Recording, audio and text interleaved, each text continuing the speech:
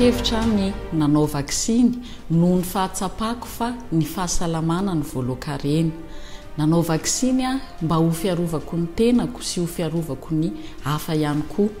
Ny asako moa izay commandant de compagnie ety amin'ny aéroport international Mivato dia mifanerasera matetika amin'ny olona izay tonga sy mivoaka ny seranam-piaramanidina Ivato dia ho fiarovako ny tenako eo anatrehan'izay asa izay ataoko izay no antony voalohany nanaovako ihany koa ny vaksiny.